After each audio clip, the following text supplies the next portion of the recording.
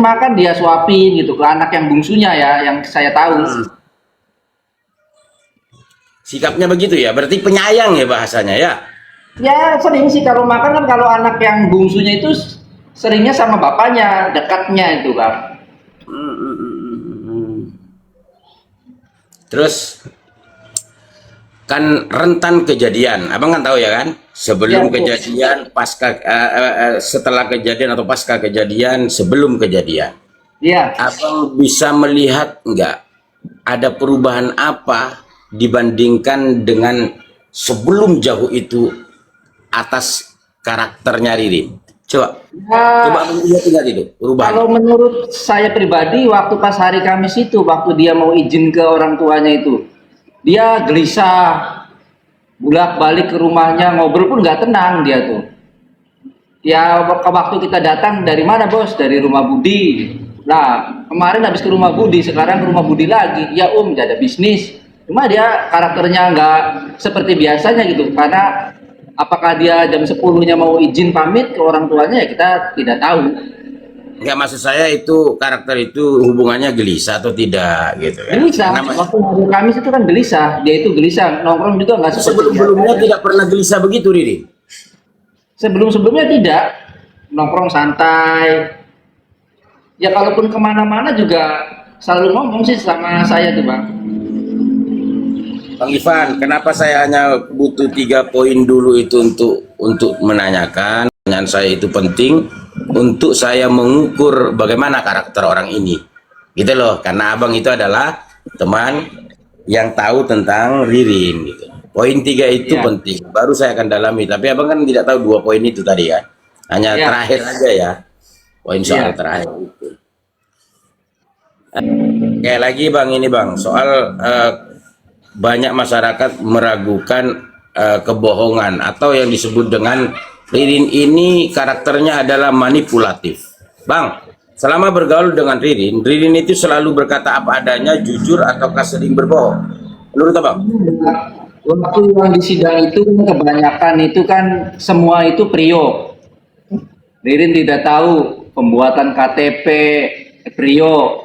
Seorang-orang Ririn itu yang dominan itu Prio. Padahal Bang, dalam kenyataannya itu Prio itu tidak mungkin menyuruh Ririn dan menyuruh kita. Karena setiap pergaulan, setiap nongkrong itu Prio itu jadi pesuruh Bang.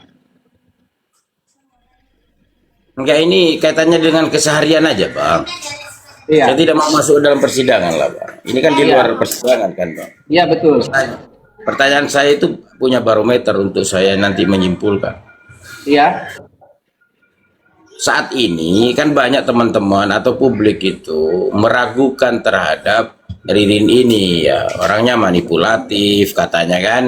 Maka iya. saya ukuran pertanyaannya kan begini, selama abang hidup berteman dengan Mas Ririn ini, apakah dia sering berbohong gitu kan, ataukah sering Host, ataukah sering jujur atau tidak? host, Tahu maaf, abang? pause sebentar ya. Host, Apa? itu ada tamu di depan tuh mau ketemu katanya. Dia lupa nomor HP-nya. Oh iya Ada iya, yang siap. nganterin makanan. Oke. Siap, siap. Ya kalau berbohong tidaknya tidak sih Bang. Dia Tidak ya, biasa selalu, ya.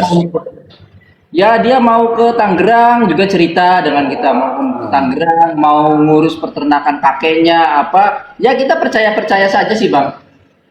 Ya normal-normal aja lah sebagai pertemanan kan gitu ya.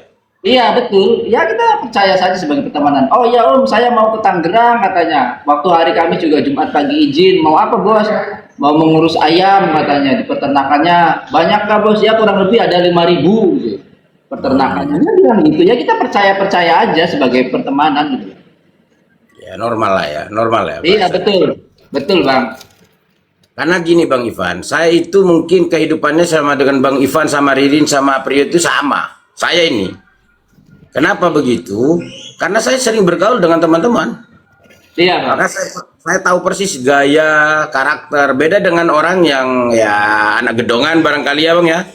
Ya Walaupun betul saya bang. advokat ini lahir dari anak kolong juga. Jadi saya tahu pertanyaan ini akan mengarah kemana, karakternya bagaimana saya ngerti. Iya bang. Itu aja dulu Bang Ivan. Iya. Saya masih mau pakai baju nih. Baru sholat saya. Lanjut dulu yang lain. Oke, siap. Sebelumnya saya Izin, ucapkan, gini bentar dulu teman-teman. Izin, Sebelumnya saya ucapkan terima kasih ya teman, saudara, sahabat kita yang suka nyimak Komal ini, netizen detektif ya. Kebetulan dia juga asli orang Indramayu dan sering support live ini juga. Ini terima kasih atas esnya ini ya. Makasih Bang, makasih. Makasih esnya. Oke, siap, terima kasih ya Bang Mile. Sebelum ke Bang Mile nih, kan ada Bang Edi dulu tuh. Bang Mile tadi kan udah, kan ada Bang Edi ini belum. Bang Edi dulu ya. Oke, makasih host. Selamat sore semuanya. Siap. Saya nggak banyak pertanyaan host. Mungkin saya satu poin aja host, biar yang lain kebagian. Saya Siap. cuma mau tanya gini, Bang Irfan ya. Iya Bang. Satu domisili ya dengan tersangka dua ini, Bang ya. Iya. Ya, cuman ini saya tanya dulu, Anda kan tahu rumah almarhum Pak Saroni ataupun Pak Siapa, Budi ya almarhum. Oh iya Rumah tahu. almarhum Pak Saroni ataupun tahu. Tokonya juga tahu, Bang. Tahu. Pertanyaan saya satu aja, Bang. Saya nggak mau panjang lebar. Siap. Saya ngelihat di PT bahwasanya kalau benar mobil itu memang sering digunakan untuk mengangkut barang-barang sembako dari toko ke rumah atau ke gudang gitu, Bang. Itu aja, Bang. Kira-kira iya atau tidak, Bang? Kalau untuk toko ke rumah saya kurang tahu ya Bang. Tapi kalau untuk ke konsumen ya mobil pick up itu yang sering digunakan. Oh iya, soalnya saya lihat di PT kan katanya memang kalau mengangkut barang dari toko untuk dimasukkan ke gudang kan pakai mobil itu. Ya kalau Itu saya ngeliat di toko, PT. Kalau untuk yang ke konsumen saya kurang paham, Bang. Mobil itu betul. Berarti kalau Anda, setahu Anda cuma hanya untuk ke konsumen aja, Bang ya? Iya. Ya, seperti yang saya lihat di PT bahwasanya kalau ke gudang itu pakai mobil itu gitu, Bang ya, kalau mau naruh sembako dari toko ke gudang gitu, Bang ya. Iya. Setahu Abang, satu lagi ya, setahu Abang sering ada aktivitas pada malam hari nggak di tokonya Pak Budi itu untuk ngangkut barang apa segala macam itu, Bang? Setahu saya waktu dari dulu juga tidak ada Bang, karena toko itu kalau sudah Tidak ada, tutup, ya Bang. sudah. Iya, tidak ada, apalagi Oke, baik. sampai dini hari gitu kan, baru tahu. Selama Nah, ini. oke, itu aja, Bang. Saya cuma mau ngambil poinnya aja, Bang. Terima kasih, Bang. Ya. Silakan yang lain. Makasih Bang. Izin, Terima izin Bang kasih. Ladusing. Ya, lanjut Bang Mile, lanjut. Bang Irfan, Ya, mau nanya lagi Bang. ya, Kan tadi Bang Irfan menjelaskan latar belakang Ririn ya. iya, Ririn orangnya jarang bersosialisasi tetapi suka berkumpul gitu, maksudnya dengan teman-teman di rumahnya Ririn. iya.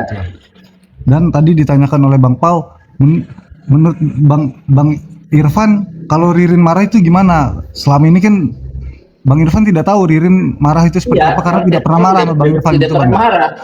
Ya, lalu juga tadi Bang Irfan menjelaskan Ririn itu terhadap anaknya itu memang perhatian, maksudnya peduli gitu, sayang gitu kan, suka nyuapin Iya, makan gitu kan. betul.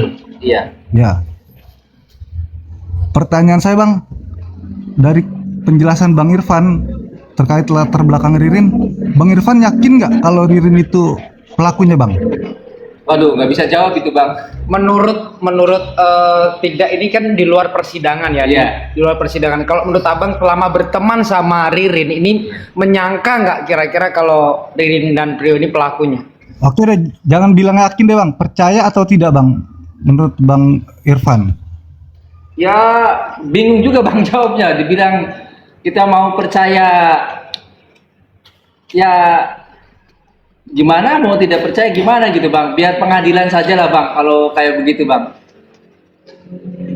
Jadi tidak bisa menjawab gitu Bang. Ya, oke Bang. Berarti Abang mengikuti persidangan aja Bang ya? Iya. Sama seperti kita ini kan hanya bertukar pendapat Bang ya.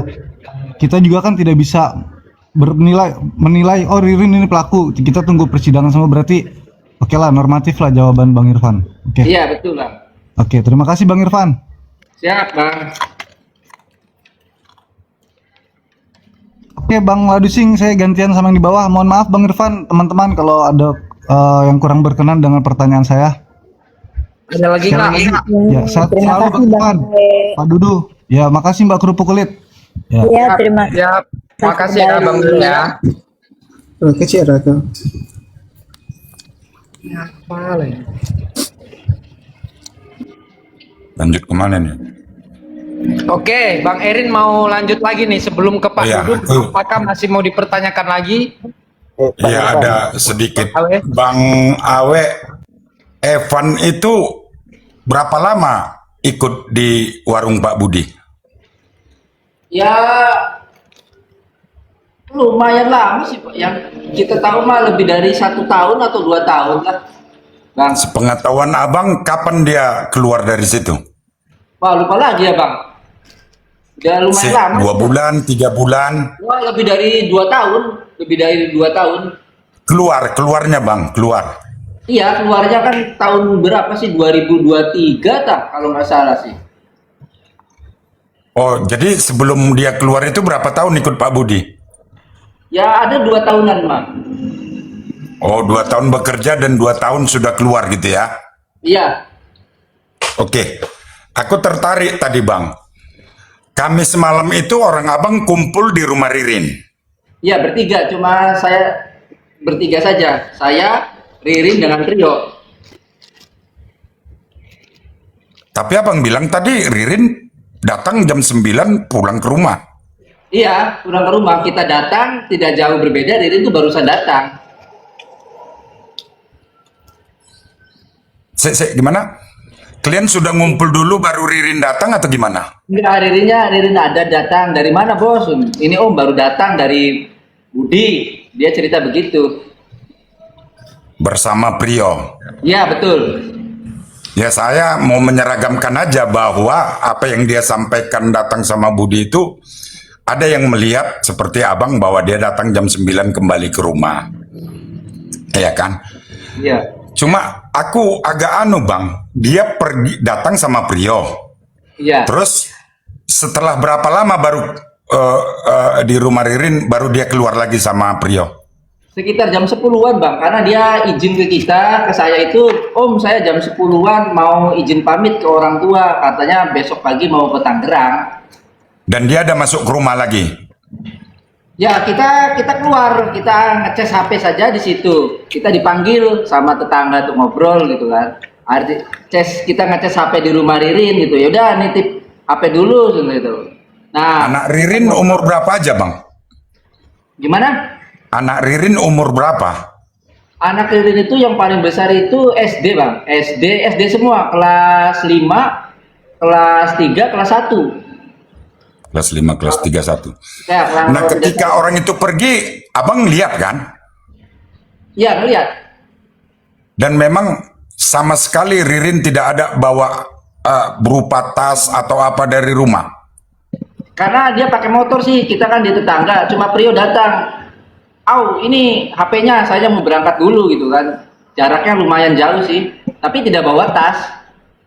Nggak ada sama sekali. Dan Prio juga nggak bawa tas ya? Kita nggak lihat bawa tas gitu, tidak melihat.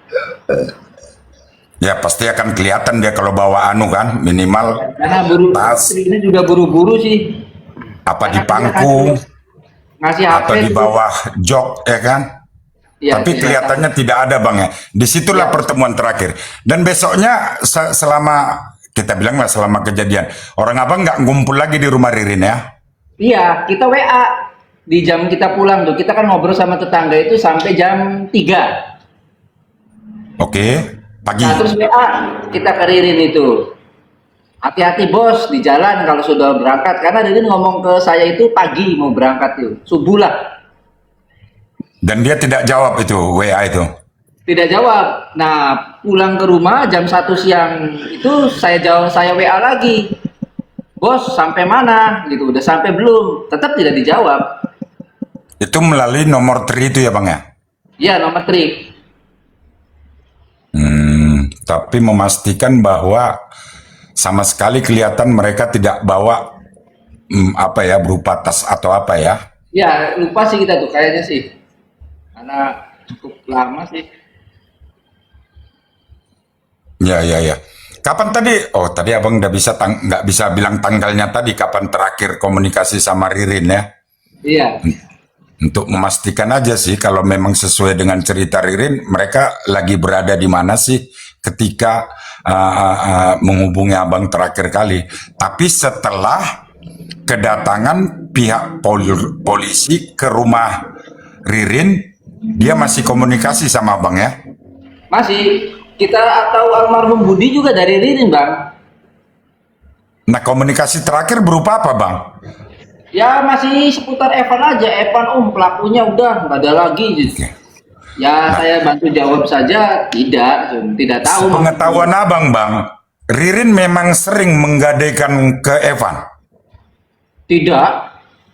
Tidak ya? Tidak. Dan Evan memang sudah seringlah menerima gadaian gitu? Ya betul kalau Evan.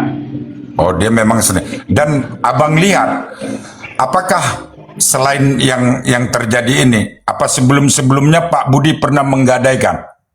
Oh tidak tahu bang. Nggak tahu, karena kan kalau barang gadaian kan di jalan raya itu aja dibikin Evan kan? Iya. Tapi tidak tahu apakah Pak Budi sebelum kejadian ini, nggak tahu ya apakah Pak Budi pernah menggadaikan juga kepada Evan ya? Iya tidak tahu bang. Nggak tahu, tapi kalau memang Evan memang spesialis kerjanya memang penampung lah, kalau istilah kita penampung ya. Iya. Siapa saja bisa dianukan. Iya. Gitu ya. Kalau lah. Tapi Evan memang kenal baik sama Pak Budi. Ya kenal bang, dia mantan anak buahnya. Oh iya ya. Oh ya oh ya, tadi Evan sebagai anak buah ya. Tapi untuk penggadaian itu ya sih, aku mau mencari titik anunya sih. Kenapa Evan bisa sangat langsung bisa menerima gadaian Pak Budi itu? Apalagi tanpa komunikasi, only WA kan? Ada bang, jadi itu di malam itu kita juga dipanggil sama Evan. Kita kan beberapa kali podcast, ada beberapa podcast itu di hari Jumat itu Evan itu WA kita bang. Oke. Nah, bilang ke kita kan, ada bisnis ya. Apa pan?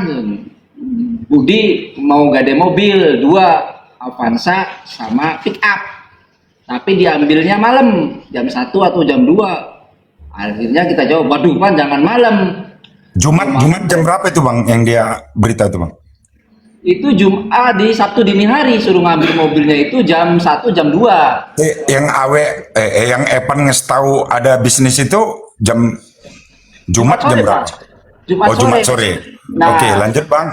Di malamnya itu kita harus ngambil mobil jam 1 jam 2 itu setelah pembunuhan. Akhirnya pan kamu kata siapa? Ini saya lagi WA-an sama Budi. Evan bilang setelah pembunuhan gitu. Enggak, Evan nggak tahu bahwa itu pembunuhan atau tidak itu dengan saya itu bang. Akhirnya lepas ngobrol di tempat kerjaan teman, pindahlah kita ke rumahnya Evan, bang. Di sampai jam 9. Jam 9 itu kurang lebih jam 9-an lah video call Evan itu nelfon Ririn dengan saya juga bang kan gitu. Pak kita teleponan ya, akhirnya kita jawab, bos ada di mana? Udah sampai di Tangerang sampai tadi siang ya, jam 2 lah. Dia bilang lah nggak ngabarin, dia repot di kandang ayam gitu kan. Nah akhirnya malam itu nggak jadilah kita itu karena kan terlalu malam, terus kita tidur. Evan itu kan mau tidur ngantuk. Nah, saya ini pulang bang ke rumah di jam setengah 2 dini hari Sabtu. Ririn itu telepon, lagi sama Evan enggak? Lah enggak, apa sih bos? Evan ditelepon nggak aktif aja. Ya nggak tahu, kata kita kan bilang begitu. Tidur sudah itu saja. Karena itu juga ngomongnya sih lagi di Tangerang video call. Bang Erin, kita ini dulu ya, biar nanti sebenarnya banyak pertanyaan Bang Erin. Nanti biar lebih agak lama lagi ya Bang Erin. Nanti banyak pertanyaan Bang Erin ya. Kita stop dulu sebentar karena masih banyak banget nih. Value ini dari tadi dia tapping Bang Erin. Coba kita pertanyakan dulu lah apa yang mau disampaikan nih. Value apa yang mau disampaikan atau mau dipertanyakan kepada Bang Irfan atau mau menyampaikan sesuatu, silakan. Assalamualaikum. Sebelumnya terima kasih ya Min udah ngasih kesempatan bertanya. Irfan makasih ya. Saya sebenarnya sih cukup prihatin sama Irfan gara-gara kasus ini. Beliau terlibat gitu. Semoga Irfan sabar terus dilancarkan Ya, ya, rezekinya ya. Nah, begini nih. Saya menceritakan kronologis yang saya tahu dulu ya. Bahwasanya Irfan itu terlibat dalam apa namanya, saya jujur sebelumnya saya emang di pihak Irfan ini posisinya bertanya, makanya mau memastikan gitu.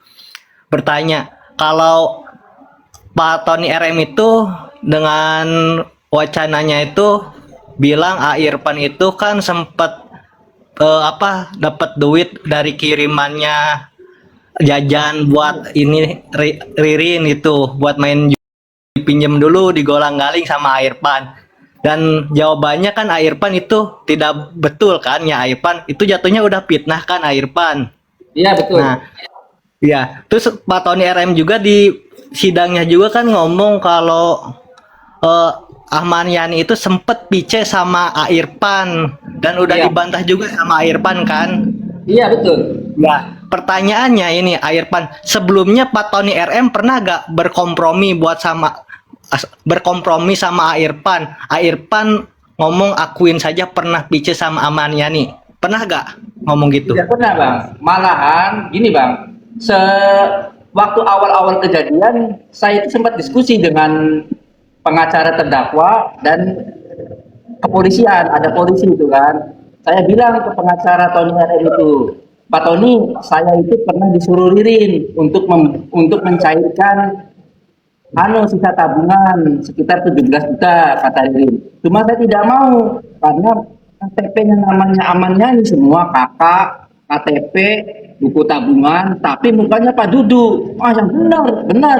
Coba kita cross check itu. Akhirnya pengacara terdakwa dengan ngomong yang berbeda. Sudahlah Pan, biarin saja aja. Ini mah kasusnya beda aja.